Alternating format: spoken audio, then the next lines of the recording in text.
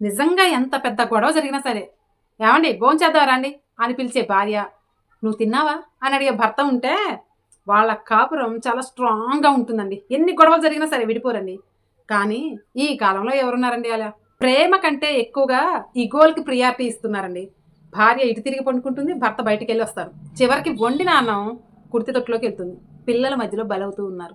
ఒక్క నిమిషం ఆలోచించండి. మీరు గడప దాటి బయటకు వెళ్తే ముక్కు మొహం తెలియని వాళ్ళతో చాలా ప్రేమగా నవ్వుతూ మాట్లాడతారే, ఎక్కడన్నా ఏదైనా తగ్గాల్సి వస్తే తగ్గి మాట్లాడతారే, ఏదైనా మాట పడాల్సి వస్తే మాట పడి ఇలా తుడిచేసుకొని ఇంటికి వస్తారే, ఇంటి దగ్గర భార్యాభర్తల మధ్య ఎందుకంటే అడ్జస్ట్ అవ్వలేకపోతున్నారు? భార్యాభర్తల మధ్య గొడవలు, అలకలు, ఏదైనా సమస్య వస్తే వాటిని దూరం చేసుకోవాలి కానీ మనుషులను దూరం చేసుకోకూడదండి. అందుకే ఈసారి మీ భార్యాభర్తల మధ్య గొడవ జరిగినప్పుడు, ఏమండి తిందాం రండి అని మీరు పిలవండి. ఒకవేళ మీరు భర్త అయితే నువ్వు తిన్నావా అని అడగండి. కాస్త ఈగోలు పక్కా పెట్టండి. మీరే తగ్గండి. మీ భర్త దగ్గరే కదా, మీ భార్య దగ్గరే కదా. మరి ఈసారి నుంచి అలా ట్రై చేస్తారా?